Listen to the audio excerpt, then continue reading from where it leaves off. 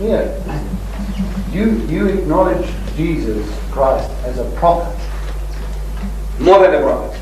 Do you regard him then as the Son of Christ, of God? You see, I would say yes, and I would say no.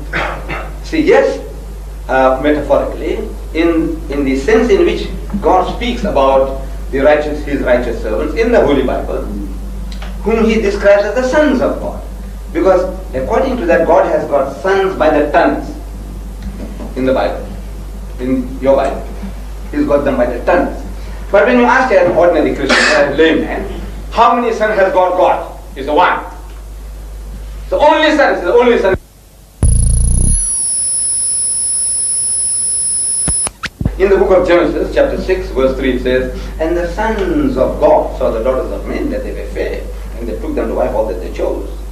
And when the sons of God, in Afrikaans, for hot, and when the sons of God came in unto the daughters of men, and bore children to them, they became great men of old, men of renown. In the book of Exodus, God says, Israel is my son, even my firstborn. In the book of Jeremiah, it says, Ephraim is my son, even my firstborn. In the book of Psalms, God speaks to David, and he says, I will declare a decree unto thee, that thou art my son. This day have I begotten thee. In the New Testament, we are told, as many as are led by the Spirit of God are the sons of God.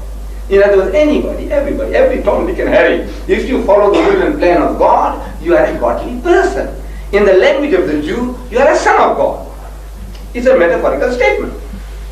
Everybody who follows, like Jesus told the Jews, he said, you are of your father the devil. Now did they have those sharp ears of horns or tail with barbed hooks, but were they less handsome than his own disciples or himself? No. What did he mean? He said, you are of your father the devil. Meaning that if you do not hearken unto the word of God which I am giving to you, you are hearkening to the suggestions of the devil, then you are devilish. In the language of the Jew, your father is the devil. If you are a godly person, in the language of the Jew, your father is God. He said, in that sense, I say Jesus was preeminently the Son of God, because he would be more faithful to God than any of us can ever be. From that point of view, we say Jesus is the Son of God. But we Muslims, we take exception to the Christian.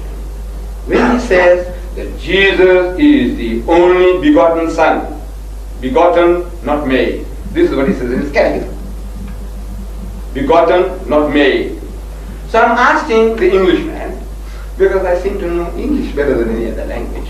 So naturally, I have more dialogue with English-speaking people than with anybody else. So I said, now excuse me, sir, when you say begotten, not made, what are you trying to emphasize? Will you please explain? When you say begotten, not made, what are you really trying to tell me? And believe me, no Englishman yet in my 40 years of experience has opened his mouth to tell you what it means. I don't know, maybe you people might be brave. An American, yes.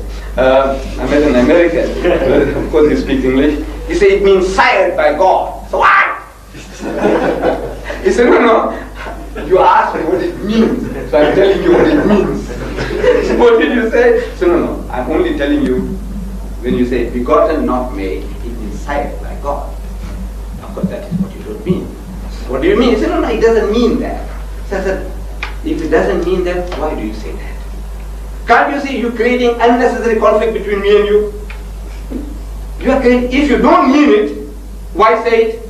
Because that is the thing that's dividing 1,200 million Christians of the world and 1,000 million Muslims are divided just because of that. The way you are saying things. Maybe I said you are sincere, you mean well. But look, when you are talking these terms, you don't know the implications in your own language. I don't know what your implications of what you are saying.